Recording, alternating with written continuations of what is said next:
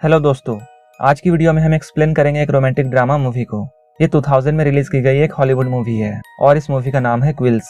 इस मूवी में हम एक ऐसे राइटर को देखते हैं जो हमेशा एडल्ट स्टोरीज लिखा करता था। वो राइटर एक असाइलम में होता है। उसकी एडल्ट स्टोरीज की वजह से उसे बहुत कुछ झेलना पड़ता है, लेकिन वो अपने इरोटिक स्टोरीज को लिखना नहीं छोड़ता है। उस राइटर की मदद एक लड़की करती है, लेकिन वो राइटर उसी लड़की के साथ इंटीमेट होना चाहता है। इसके बाद आगे क्या होता है ये हम मूवी में देखेंगे। तो चलिए इस मूवी को शुरू करते हैं। इस मूवी की शुरुआत में हम एक मेडेलिन नाम की लड़की को देखते हैं। ये एक असाइलम में लॉन्ड्री गर्ल का काम करती है। यहीं पे एक राइटर को बंद कर दिया गया था और इस राइटर का नाम मार्की है। हम लोग देखते हैं मार्की को कुछ भी लिखना अलाउड नहीं है, लेकिन वो अपनी स्टोरीज मेडेलिन के जरिए बाहर की दुनिया में भेजता है। मेडेलिन उसकी स्टोरीज को सबसे छुपते हुए बाहर देकर आती है। मेडेलिन का इंतजार एक आदमी कर रहा होता है जो कि पब्लिशिंग कंपनी की ओर से आया था। इसके बाद मार्की की बुक्स पब्लिश होती है। सब लोग उसके बुक को बहुत पसंद करते हैं और सब लोग उसके स्टोरीज के दीवाने बन जाते हैं। लेकिन उस जमाने में इस तरह के एडल्ट बुक को पढ़ना अलाउड नहीं था। जब मार्की की बुक के बारे में किंग को पता चलता है तब वो बहुत ज्यादा गुस्सा होते हैं।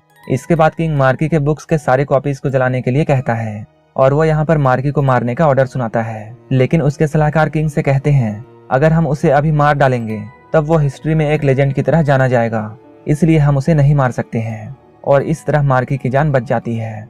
इसके बाद किंग और उसके सलाहकार मिलकर एक नया सॉल्यूशन निकालते हैं और अब वो एक डॉक्टर को उस असाइलम में भेजना चाहते हैं और ये डॉक्टर मार्की को ट्रीट करेगा। हम लोग देखते हैं डॉक्टर बहुत ही निर्दयी है और वो अपने पेशेंट को बहुत टॉर्चर करता है। अब यही मार्की के साथ भी होने वाला था। वहीं दूसरी ओर हम एक प्रिस्ट को देखते हैं जो कि असाइलम में मेडेलिन को लिखना और पढ़ना सिखा रहा था। मेडेलिन प्रिस्ट को बहुत लाइक करती है, लेकिन प्रिस्ट को ये बात नहीं पता है। मार्की की स्टोरी मेडेलिन अपने फ्रेंड्स को सुनाती है। मार्की की स्टोरीज को सुनकर मेडेलिन के फ्रेंड्स खुश हो जाते हैं। मेडेलिन मार्की के पास उसके कपड़े लेने के लिए जाती है, लेकिन मार्की उसे अंदर बुलाता है। मार्की की बुक से जो भी सेल हुआ था इसके थोड़े पैसे वो मेडेलिन को देता है। मेडेलिन यहाँ मार्की से कहती है तुम्हारे पब्लिशर को तुमसे और भी बुक्स चाहिए और वो तुमसे और भी स्टोरीज चाहते हैं। मार्की मेडेलिन से कहता है मैंने एक और स्टोरी लिखी है, लेकिन अगर तुम्हें ये चाहिए तो तुम्हें कुछ देना होगा। हर एक पेज के लिए तुम्हें मुझे किस देना होगा। इसी तरीके से मेडेलिन उससे एक एक पेज लेने लगती है और मार्की उसे किस करने लगता है। तभी वहाँ पर प्रिस्ट आ जाता है। प्रिस्ट उसे यहाँ से जाने के लिए कहता है। इसके बाद प्रिस्ट मार्की के पास जाता है और वो उसे समझाता है इस दुनिया में ऐसे बहुत से अच्छी अच्छी चीजें हैं जिसके बारे तुम लिख सकते हो। लेकिन मार्की को कुछ और बात समझ में नहीं आती है और वो प्रिस्ट से कहता है जो चीज हमारे जनरेशन को आगे बढ़ाती है मैं उसके बारे क्यों ना लिखूं, और मैं उन्हीं चीजों के बारे में लिखता हूँ। मेरे हिसाब से इसमें कुछ भी गलत नहीं है। इसके बाद हम लोग देखते हैं वो डॉक्टर असाइलम में पहुंच चुका है। वो डॉक्टर आकर प्रिस्ट से मिलता है। इसके बाद डॉक्टर प्रिस्ट से कहता है कोई भी यहाँ प्रॉब्लम आती है तो मैं उसे हैंडल करूंगा। डॉक्टर को मार्की की हिस्ट्री के बारे में पता था। मार्की जब एक यंग था तब उसने एक मर्डर किया था और वो हमेशा पागलों की तरह बातें करता था और इसलिए उसे असाइलम में डाल दिया गया। प्रिस्ट उससे पूछता है तुम्हें इस असाइलम में क्यों भेजा गया है। तब डॉक्टर उसे बताता है मार्की की स्टोरी पूरे किंगडम में फेमस हो चुकी है और वो कहता है किंग ने मुझे खुद यहाँ भेजा है ताकि मैं मार्की का इलाज कर सकूं। और वो प्रिस्ट को यह दिखाता है वो मार्की को किस तरह टॉर्चर करने वाला है। डॉक्टर ये भी कहता है मैं उसे इतना टॉर्चर करूंगा कि वो लिखना छोड़ देगा और लिखने के नाम से ही डरने लगेगा। प्रिस्ट को ये सब बहुत गलत लगता है। इसके बाद प्रिस्ट डॉक्टर से कहता है मैं खुद मार्की से बात करूंगा, वो मान जाएगा और लिखना छोड़ देगा। प्रिस्ट का यह मानना था मार्की के दिमाग में जो भी गंदगी भरी हुई है अगर वो उसे लिख देगा तो उसका दिमाग बिल्कुल साफ हो जाएगा, इसलिए वो उसे राइटिंग से नहीं रोकता था। इसके बाद वो मार्की के पास जाता है और उसे समझाने की कोशिश करता है कि उसे एडल्ट स्टोरीज लिखना छोड़ देना चाहिए, लेकिन मार्की प्रिस्ट की बात नहीं मानता है। इसके बाद प्रिस्ट जब उस रूम से बाहर आता है तब डॉक्टर उससे पूछता है मार्की ने क्या कहा। प्रिस्ट उसे झूठ कह देता है कि मार्की मान चुका है और वो अब कुछ भी नहीं लिखेगा। प्रिस्ट ये नहीं चाहता था कि मार्की टॉर्चर हो और इसलिए उसने डॉक्टर से झूठ कहा। वहीं दूसरी ओर हम डॉक्टर को देखते हैं जो कि एक अनाथ लड़की को लेने के लिए आया है और वो उससे शादी करने वाला है और इस लड़की का नाम सिमोन है। सिमोन चर्च में ही रहती है और चर्च की नन ने उसे बचपन से ही पाला है। नन उससे कहती है तुम्हें यहाँ नहीं रहना पड़ेगा और तुम्हारी शादी होगी। अगर तुम यहाँ रहती तो तुम्हें भी एक नन बनना पड़ता। तुम्हारी किस्मत बहुत अच्छी है क्योंकि तुम एक डॉक्टर के साथ जा रही हो। हम लोग देखते हैं सिमोन एक टीनेजर है। वहीं डॉक्टर की उम्र सिमोन से बहुत ज्यादा होती है, लेकिन फिर भी सिमोन को उसके साथ जाना पड़ता है। सिमोन को ऐसा लगता है जैसे कि वो एक पिंजरे से निकलकर दूसरे पिंजरे में जा रही है। यहीं पे हमें ये पता चलता है सिमोन को बुक्स पढ़ने का बहुत शौक है। दुनिया के बारे में उसके पास जो भी नॉलेज था वो सिर्फ बुक्स पढ़कर वो जानती थी। इसके बाद रात में डॉक्टर उसके पास आता है और वो उसके साथ जबरदस्ती इंटीमेट होता है। इन दोनों के बारे में बाहर बहुत सी बातें होती हैं, क्योंकि सिमोन डॉक्टर की एज से बहुत छोटी थी। एक दिन इनके असाइलम के थिएटर में एक शो होने वाला था और इस शो को मार्की ने ही लिखा था। क्योंकि इस प्ले को मार्की ने लिखा था, इसलिए ये एक एडल्ट शो होता है। डॉक्टर सिमोन के साथ प्ले देखने के लिए आता है, लेकिन डॉक्टर देखता है प्ले में उसकी और सिमोन की स्टोरीज दिखाई जा रही है। इसके बाद वो सिमोन को यहाँ से जाने के लिए कहता है। सारे लोग इस प्ले को देख रहे थे और इस प्ले में बहुत से एडल्ट चीजें होती हैं। प्ले देखते हुए एक पेशेंट एक्साइट हो जाता है और वो मैरिलिन को पीछे से पकड़ लेता है और उसके साथ जबरदस्ती करने लगता है। प्ले की वजह से मैडिलिन की आवाज बाहर तक नहीं जा रही थी। इसके बाद मैडिलिन एक गर्म आयरन उठाती है और उस आदमी को मारती है। उस आदमी के चिल्लाने से सभी लोगों को इसके बारे में पता चल जाता है। इसके बाद डॉक्टर प्रिस्ट से कहता है ये सिर्फ मार्की के प्ले के वजह से हुआ है। अगर उसने ऐसी प्ले नहीं लिखी होती तो ये सब नहीं होता, इसलिए मार्की के खिलाफ इन्हें कुछ ना कुछ करना पड़ेगा। प्रिस्ट मार्की को टॉर्चर से बचाना चाहता था और इसके बाद वो मार्की के रूम में जाता है और उसके पेन और पेपर को ले लेता है। मार्की प्रिस्ट से रिक्वेस्ट करता है प्लीज मेरे पेन और पेपर को मत ले जाओ। मार्की प्रिस्ट से ये भी कहता है मैडिलिन मेरी सारी बातों को मानती है, अगर तुम चाहो तो मैं मैडिलिन को तुम्हारे पास भेज सकता हूँ। प्रिस्ट जब उसकी ये बात सुनता है तो वो बहुत गुस्सा होता है। वहीं दूसरी ओर हम मार्की के वाइफ को देखते हैं, जो कि उससे मिलने के लिए असाइलम में आई है। वो मार्की को समझाने की कोशिश करती है तुम ऐसी चीजें मत लिखा करो, लेकिन मार्की को उसकी बात समझ में नहीं आती है और वो अपनी वाइफ पर गुस्सा हो जाता है और वो कहता है तुम जल्दी मेरे लिए पेन और पेपर लेकर आओ। उसकी वाइफ उससे कहती है तुम तो यहाँ बंद हो, लेकिन मैं जब भी बाहर जाती हूँ लोग मुझे गलत निगाह से देखते हैं। तुम्हारी वजह से मेरा बाहर रहना मुश्किल हो गया है और कोई भी अब मेरी रिस्पेक्ट नहीं करता है। मार्की को उसकी वाइफ की इन बातों से कोई भी फर्क नहीं पड़ता है। इसके बाद मार्की की वाइफ डॉक्टर के पास जाती है और वो डॉक्टर से कहती है आप मार्की का सही से इलाज करिए, उसे आप इतनी तकलीफ देना कि वो फिर से ऐसी चीजें ना लिखे। डॉक्टर उससे कहता है हमारे असाइलम में इतने पैसे नहीं हैं कि हम उसका अच्छे से इलाज कर सके। डॉक्टर ये भी कहता है मार्की के बुक को सेल करके जो भी प्रॉफिट होता है उसका तुम क्या करती हो। उसकी वाइफ कहती है वो पैसे डर्टी मनी है, इसलिए मैं उसे हाथ भी नहीं लगाती हूँ। डॉक्टर उससे कहता है तुम वही पैसे मुझे दे दो, मैं उन्हीं पैसों को यूज करके उसे टॉर्चर करूंगा और उसका इलाज करूंगा। मार्की की वाइफ डॉक्टर की इस बात को मान जाती है। इधर मार्की बहुत परेशान है, क्योंकि अब वो कुछ भी नहीं लिख पा रहा था। उसके पास जब खाना आता है तब वो चिकन के बोन को पेन बनाता है और वाइन को अपना इंक बनाता है और उससे लिखने लगता है और वो अपनी बेडशीट पर पूरी बुक लिख देता है। इसी सीट को मैडिलिन बाद में ले जाती है और मैडिलिन जाकर उसकी स्टोरीज को पेपर में लिख देती है। जब वो उसकी स्टोरीज को पेपर में लिख रही होती है तब उसकी मदर भी उसकी स्टोरीज को सुनती है। उसकी मदर को कुछ भी दिखाई नहीं देता है। वो मार्की की स्टोरीज को सुनकर बहुत खुश होती है। इसके बाद मार्की की बुक फिर से पब्लिश होती है। सारे लोग ये सोच में पड़ जाते हैं आखिर कैसे मार्की की सारी स्टोरीज बाहर आती है। जब डॉक्टर अच्छे से छानबीन करता है तब उसे ये पता चल जाता है कि अब मार्की किस तरह से लिखता है। प्रिस्ट भी मार्की की इस हरकत से बहुत गुस्सा होता है। इसके बाद प्रिस्ट उसके रूम में जाता है और उसके रूम से सारे लिखने के सामान को हटा देता है। मार्की के रूम में अब कुछ भी ऐसा नहीं होता है जिससे कि वो लिख सकता था। वहीं दूसरी ओर हम डॉक्टर के वाइफ सिमोन को देखते हैं, जो कि मार्केट में कुछ लेने के लिए आई है। वो मार्केट से मार्की की बुक को खरीदती है। वो इस बुक को पढ़ना चाहती थी।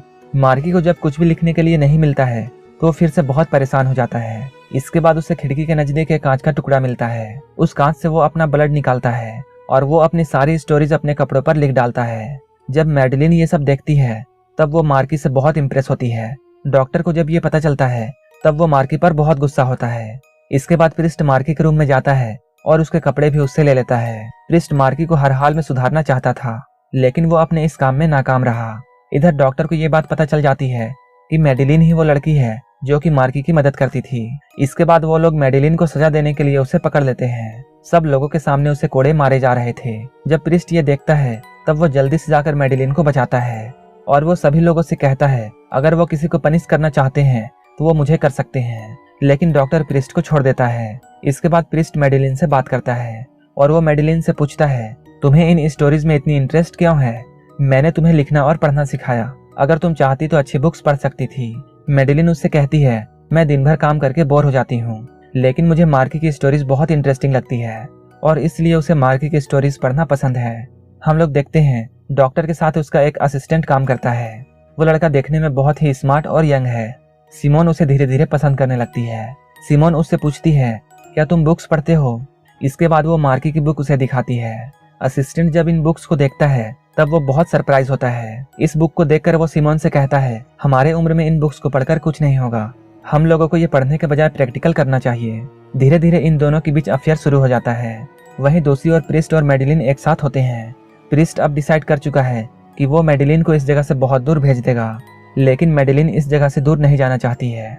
वो प्रिस्ट से कहती है, मैं किसी से प्यार करती हूँ और मैं उससे दूर नहीं जाना चाहती हूँ। प्रिस्ट उससे कहता है, क्या तुम मार्की से प्यार करती हो? तब मेडिलिन उससे कहती है, मैं तुमसे प्यार करती हूँ। इसके बाद ये दोनों क्लोज आते हैं और एक दूसरे को किस करने लगते हैं, लेकिन अचानक प्रिस्ट उसे अपने से दूर करता है। प्रिस्ट उससे कहता है, मैं भी तुमसे बहुत प्यार करता हूँ, लेकिन मैं तुम्हारे साथ नहीं रह सकता हूँ, क्योंकि प्रिस्ट को ये सब करना अलाउड नहीं है। मेडिलिन इस बात से बहुत हर्ट होती है। वहीं दूसरी ओर हम सिमोन और डॉक्टर के असिस्टेंट को एक साथ देखते हैं और अब ये दोनों एक दूसरे के साथ बहुत क्लोज हैं। ये दोनों डॉक्टर को एक लेटर लिखते हैं और इसके बाद ये दोनों एक साथ भाग जाते हैं। जब डॉक्टर को ये लेटर मिलता है तब वो बहुत ज्यादा गुस्सा होता है। जब सिमोन के रूम में वो जाकर सारी चीजों को चेक करता है तब उसे मार्की की लिखी हुई बुक मिलती है। इसके बाद वो मार्की से बहुत गुस्सा होता है और वो अपने सारे गुस्से को मार्की को टॉर्चर करके निकालता है। डॉक्टर मार्की को बहुत टॉर्चर करता है और अब मार्की बुरी तरीके से टूट चुका है। मेडिलिन मार्की से मिलने के लिए आती है और उसे स्टोरीज के बारे में पूछती है। मार्की कहता है, मैं बिल्कुल हार चुका हूँ और अब मैं कोई भी स्टोरीज नहीं लिख सकता हूँ। मेडिलिन उससे कहती है, तुम हारने वाले लोगों में से नहीं हो, तुम चाहो तो नई स्टोरीज बना सकते हो और तुम अभी के अभी मुझे एक स्टोरी बनाकर सुनाओ। तुम स्टोरीज सुनाते जाना और मैं उसे लिख लूंगी। इसके बाद रात में मार्की अपने बगल वाले रूम के आदमी को अपनी स्टोरीज सुनाता है और वो आदमी उन्हीं स्टोरीज को अपने बगल वाले आदमी को सुनाता है और इसी तरह ये स्टोरी ट्रैवल करते हुए मेडिलिन तक पहुंच जाती है और मेडिलिन उन स्टोरीज को लिखने लगती है। इन स्टोरीज को मार्की जब अपने साथी को सुनाता था तब मेडिलिन तक आते आते उन स्टोरीज के सेंटेंस बदल जाते थे, लेकिन फिर भी इन स्टोरीज को मेडिलिन लिख लेती है। इस स्टोरी के बीच में एक बार आग लगने का जिक्र होता है, क्योंकि ये एक असाइलम था, इसमें बहुत से पागल लोग थे। जब एक पेशेंट आग के बारे में सुनता है तब वो कैंडल लेकर अपने बेड को आग लगा देता है और इसके बाद वो हेल्प के लिए चिल्लाने लगता है। तभी सारे गार्ड्स वहां पहुंचते हैं। आग लगने की वजह से सभी लोगों को फ्री कर दिया गया था। मार्की की स्टोरी सुनकर सब लोग बहुत एक्साइट हो चुके थे। तभी वही पेशेंट मेडिलिन के सामने आ जाता है जिसने एक बार मेडिलिन के साथ जबरदस्ती करने की कोशिश की थी और उसके साथ फिर से जबरदस्ती करने लगता है। मेडिलिन के चीखने की आवाज जब प्रिस्ट सुनता है तब वो जल्दी से वहां पहुंचता है, लेकिन जब तक वो वहां पहुंचता उस पेशेंट ने मेडिलिन को मार डाला था। वो मेडिलिन को ऐसी हालत में देखकर बहुत रोता है। इसके कुछ दिनों बाद डॉक्टर प्रिस्ट से बातें करता है और वो प्रिस्ट से कहता है, ये सब मार्की की स्टोरीज की वजह से हुआ है, क्योंकि तुमने उसे सही से कंट्रोल नहीं किया, इसलिए तुम भी इसके जिम्मेदार हो। इसके बाद प्रिस्ट बहुत गुस्से में मार्की के पास पहुंचता है और वो मेडिलिन के बारे में उसे बताता है और उससे कहता है, ये सब तुम्हारी वजह से हुआ है। अगर तुम उस स्टोरी को सभी लोगों को नहीं सुनाते तो मेडिलिन आज जिंदा होती। प्रिस्ट मार्की से कहता है, मुझे पता है कि तुम भी मेडिलिन से प्यार करते थे। ये सुनकर मार्की टूट जाता है और वो बहुत रोता है। जो भी कुछ यहाँ हुआ था उससे मार्की को भी बहुत फर्क पड़ता है, लेकिन प्रिस्ट अब मार्की को सजा देना चाहता था और इसके बाद वो मार्की के टंग को कटवा देता है। जब ये बात आकर वो डॉक्टर को बताता है, डॉक्टर उसकी बात सुनकर उससे इम्प्रेस हो जाता है। रात में अचानक प्रिस्ट को बुलाया जाता है। जब ये लोग मार्की के पास जाते हैं तब ये लोग देखते हैं मार्की ने अपने वेस्ट से पूरे दीवार में एक स्टोरी लिख डाली है। मार्की इस वक्त बहुत पेन में होता है और वो अब धीरे धीरे मर रहा था और यहीं पर वो मर जाता है। प्रिस्ट को मार्की के लिए बहुत बुरा लगता है। प्रिस्ट मार्की से कहता है, तुम्हारे मौत को मैं वेस्ट नहीं होने दूंगा। इसके बाद हमें इस मूवी में थोड़े समय बाद का सीन दिखाया जाता है। इस सीन में हम देखते हैं इस असाइलम में एक नया प्रिस्ट आया है। मार्की की सारी स्टोरीज को अब डॉक्टर खुद ही पब्लिश कर रहा था। मार्की की स्टोरीज की वजह से इस असाइलम को बहुत से नुकसान हुए हैं और मार्की के बुक को बेचकर जो भी पैसे आएंगे उन पैसों से इस असाइलम को रिपेयर किया जाएगा। इसके बाद डॉक्टर न्यू प्रिस्ट को इस असाइलम में घुमाता है, जहां हम देखते हैं इस असाइलम का पहले वाला प्रिस्ट अब पागल बन चुका है। जो भी उसके साथ हुआ है इन सब की वजह से उसका दिमाग खराब हो जाता है और वो एक पागल बन जाता है। जैसी स्टोरीज मार्की लिखा करता था अब प्रिस्ट भी उसी तरह की स्टोरीज लिखने लगता है। प्रिस्ट ऐसी स्टोरीज को ना लिख सके इसलिए डॉक्टर उससे भी उसके पेन और पेपर को ले लेता है। प्रिस्ट डॉक्टर से रिक्वेस्ट करता है कि उसे पेन और पेपर दिया जाए, लेकिन डॉक्टर प्रिस्ट की बात को इग्नोर कर देता है और वहां से चला जाता है। हम लोग देखते हैं मेडिलिन के मरने के बाद अब उसकी माँ उसकी जगह काम करती है, क्योंकि वो लॉन्ड्री में काम करती थी। इसलिए जब वो प्रिस्ट के पास उसके कपड़े लेने के लिए आती है तब उसे वो इंक और पेन देती है और वो प्रिस्ट से कहती है, अगर मेडिलिन आज जिंदा होती तो वो भी यही चाहती।